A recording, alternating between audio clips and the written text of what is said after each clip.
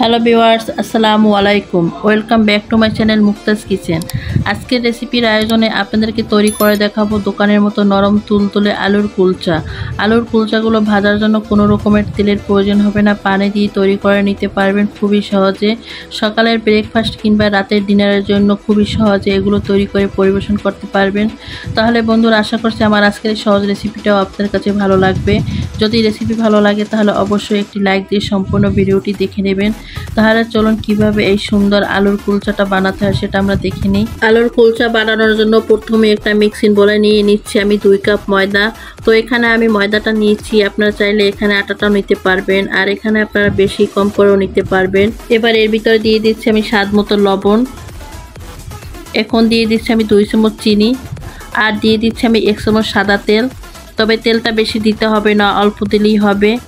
এবার তেল, লবণ আর চিনি দিয়ে আমি খুব ভালো করে মিশিয়ে নিচ্ছি ময়দাটার সাথে। তো এটা ভালো করে মিশিয়ে নিতে হবে। ময়দাটার সাথে সব কিছু আমি ভালো করে মিশিয়ে নিয়েছি। ভালো করে মিশিয়ে নিয়ে আমি মাঝখানটা একটু ফাঁকা করে দিচ্ছি। সেই ফাঁকা জায়গায় দিয়ে দিচ্ছি আমি 1 কাপ টক দই। এখানে প্রায় 100 গ্রামের মতো টক দই আছে।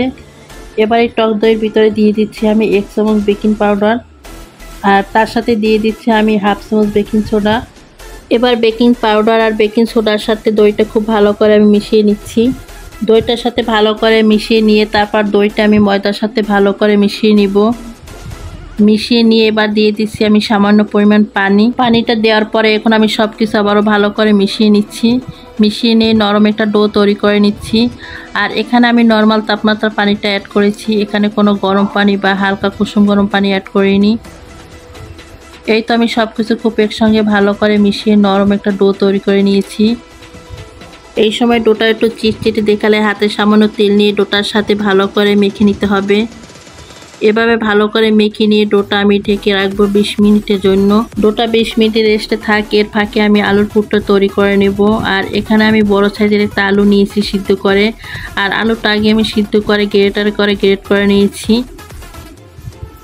এবার এর ভিতরে দিয়ে দিচ্ছি আমি স্বাদ মতো লবণ। এবার দিয়ে দিচ্ছি সামান্য লাল মরিচের গুঁড়া, আর দিয়ে দিচ্ছি আমি সামান্য ভাজা জিরার গুঁড়া। এখন দিয়ে দিচ্ছি আমি মাঝারি সাইজের একটা পেঁয়াজ কুচি করে, আর পেঁয়াজটা আমি খুব মিহি কুচি করে দিয়েছি। তবে পেঁয়াজটা যদি আপনারা না দিতে চান না দিলেও কোনো সমস্যা নেই। আর এখন দিয়ে দিচ্ছি আমি কিছু ধনিয়া পাতা। এবার আমি সব কিছু একসঙ্গে মিশিয়ে নিচ্ছি। একসঙ্গে মিশিয়ে নিলে হয়ে যাবে আলুর পুর। তো আমি খুব ভালো করে মিশিয়ে নিয়েছি, আর এই তো আলুর পুরটা তৈরি হয়ে গেছে। এবার 20 মিনিট পর ডোটা খুব সুন্দরভাবে সেট হয়ে গেছে। এবারে ডোটাকে আমি হাত দিয়ে আবার একটু ভালো করে মথে নিচ্ছি। ডোটা হাত দিয়ে ভালো করে মথে নিয়ে এমন করে আমি লেচি কেটে নিচ্ছি। তো লেচিগুলো আমি আমার মতো করে কেটে নিচ্ছি, আপনারা আপনাদের পছন্দ মতো সাইজ করে কেটে নেবেন। আমি সবগুলো লেচির সাইজে কিভাবে কেটে নিব, তো এখান থেকে এখন আমি একটা লেচি নিয়ে নিচ্ছি। লেচিটা নিয়ে আমি শপিং বোর্ডে সামান্য ময়দা ছিটিয়ে রেখেছিলাম, সেই ময়দার ভিতর আমি লেচিটা কোট করে নিয়েছি, এতে করে ময়দাটা হাতে লেগে যাবে না। এবার লেচিটা হাতে নিয়ে মাঝখানে এভাবে ঘুরিয়ে ঘুরিয়ে ফাঁকা করে নিচ্ছি। ঘুরিয়ে ঘুরিয়ে ফাঁকা করে নিয়ে এবার মাঝখানে আলুর যে পুরটা সেটা আমি দিয়ে দিচ্ছি। পুরটা দিয়ে দেওয়ার পরে আমি 4-5টা ময়দার লেচি দিয়ে আটকিয়ে দিব ভালো করে, যাতে আলুর পুরটা বাইরে বের না হয়ে আসতে পারে। খুব ভালো করে ময়দার লেচিটা দিয়ে আটকিয়ে নেওয়ার পরে আবার আমি গোল করে বলের মতো করে নিব। গোল করে বলের মতো করে নেওয়ার পরে তারপর আমি হাত দিয়ে একটু চিপে চিপে এভাবে প্রেস করে নিচ্ছি। আর বাকি যে লেচিগুলো সেগুলো আমি রেডি করে নিব একইভাবে। এবারে লেচিটার উপরে দিয়ে দিচ্ছি আমি কালো তিল, তবে এখানে আপনারা কালো জিরাটাও ব্যবহার করতে পারবেন। তারপর দিয়ে দিচ্ছি কিছুটা সাদা তিল। এখন এর উপর থেকে দিয়ে দিচ্ছি আমি কিছু কুচানো ধনিয়া পাতা। এবার আলতো হাতে আলুর কুলচাটা বেলে নিব, যাতে আলুর পুরটা কুলচার চারপাশ থেকে ছড়িয়ে যায়। তবে খুব বেশি চাপ দিয়ে বেলা যাবে না, তাহলে কিন্তু আলুর পুরটা বের হয়ে আসবে। খুব সাবধানে আলতোভাবে এভাবে চেপে চেপে তারপর এই কুলচাটা বেলে নিতে হবে। এই তো বেলে নিয়েছি, আর সবগুলো আমি এভাবে বেলে নিব। সবগুলো কুলচা আমি বেলে নিয়েছি। এবার এগুলো আমি ভেজে নেব, সেই জন্য একটা ফ্রাই প্যান আমি চুলায় বসিয়ে দিয়েছি। দিয়ে সামান্য একটু পানি দিয়ে দিচ্ছি। তারপর পানিটা আমি হাই আছে গরম করে নিয়েছি। পানিটা কিন্তু হাই আছে গরম করে নিতে হবে। তারপরে একটা কুলচা আমি দিয়ে দিলাম। দিয়ে আমি ঢাকনা দিয়ে ঢেকে 2 মিনিট এভাবে রেখে দিব।